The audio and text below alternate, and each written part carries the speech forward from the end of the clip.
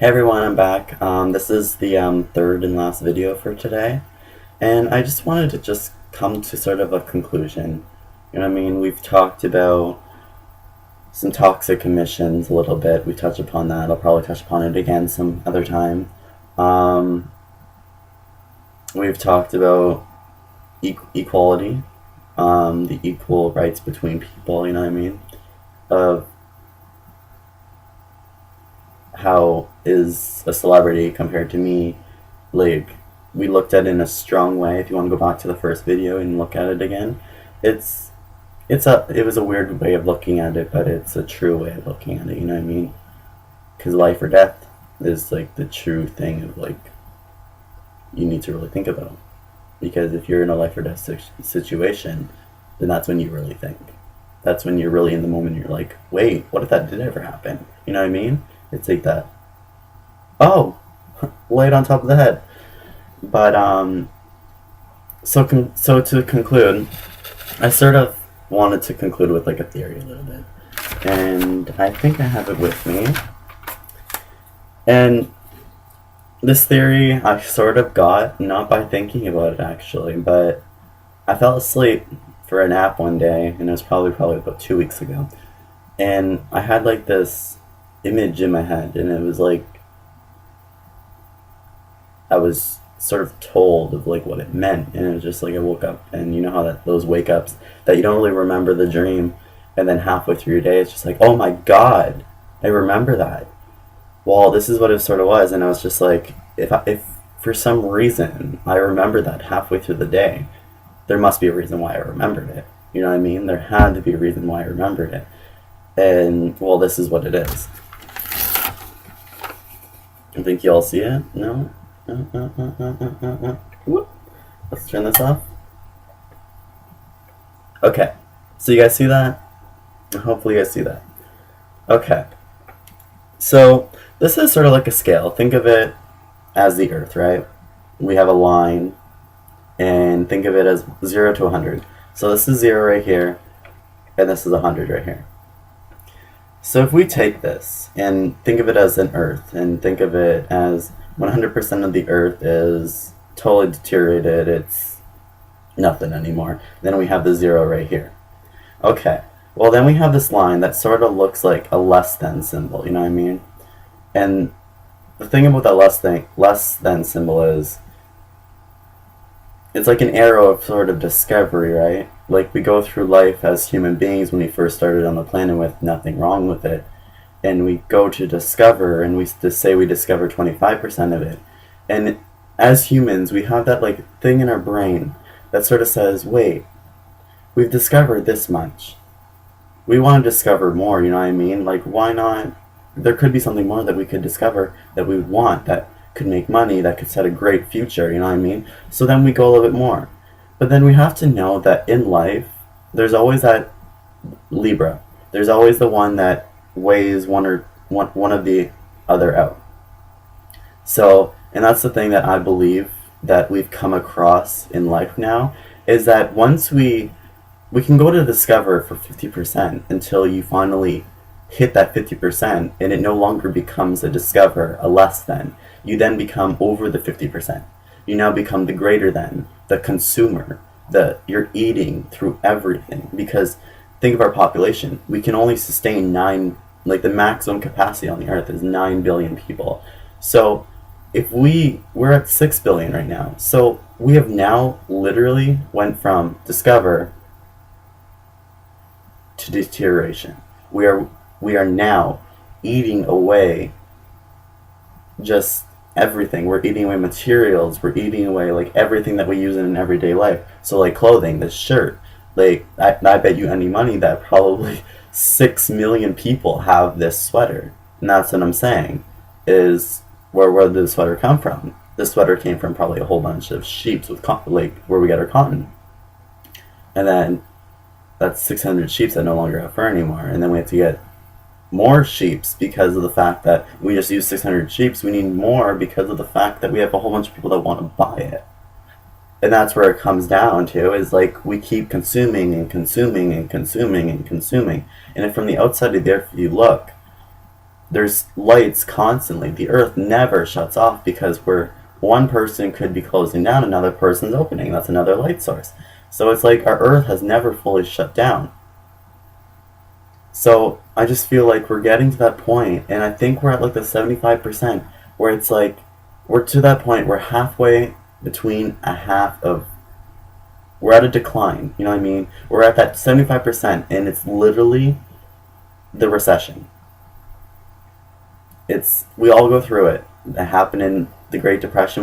We didn't really have a recession then, but we're having a recession now because we're so technologically advanced that we can predict what's going to happen a little bit before than it is.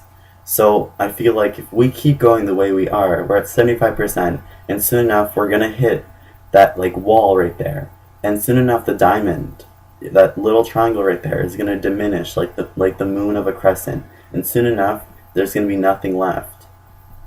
And it's not going to be like there's nothing left of the planet. There's going to be nothing left of like what's, like, you know what I mean? There's still going to be stuff on the earth. Like, the earth is never going to die. We are. Because we've chosen a life that is much, much harder. You know what I mean? We could have went solar, and it could have been a different life. You know what I mean?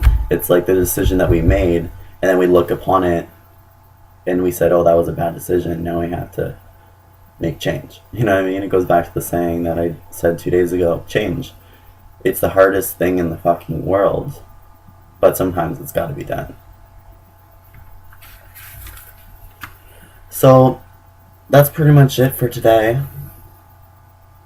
Is like, I did equality and toxic emissions, and I sort of touched upon my theory on like just consumer and discovery. And yeah, I hope today's YouTube thing was good. And if you want anything else, just message me, and I will be happy to answer any questions that you have. For tomorrow on the schedule, I am thinking of going into 3 categories of life, or us as people. The 3 categories are poverty, middle class, and rich. I think tomorrow will be a fun thing to talk about. Today was a little bit harder, just because I didn't have too much information on it. But tomorrow, I think it'll be a better video. I'm trying to learn on how to do these videos, so bear with me. It's probably going to take a week for me to become one of those expert YouTubers. Maybe a month, who knows. But hopefully by the end of the year, I have quite a few people that can look at these videos and be like, you know what, we do need to change in some way. Even if it's the littlest thing, as I said 2 days ago, you can have the littlest amount of change, and it could be the biggest change in the world, because later on someone else could be like, yeah, what they did was awesome, let's do it. So like in Windsor, we ended up the GSA, the Gay Straight Alliance, it was made at what high school was it, Walkerville. They ended up making a GSA, a Gay Straight Alliance, if I've already said it, and it's just to help anti-homophobia. And it was funny because it was so hard to get because of the fact that it was new. It was a changing thing, and there was people that didn't want it, and that's why it didn't get in for so long. But then finally we had the one person, Joey Wright, that was like, yeah, we need it. This is something we need. This is something that will change, like Windsor as we know it. And you know what it has, because now we have a whole bunch of other public schools that are starting GSAs, that are making things to stop anti-homophobia.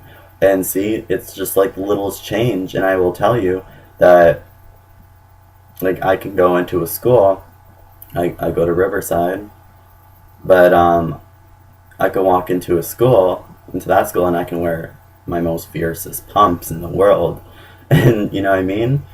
That, because we have that GSA, it sort of helped a little bit with people that want to do stuff that's considered a little bit weird.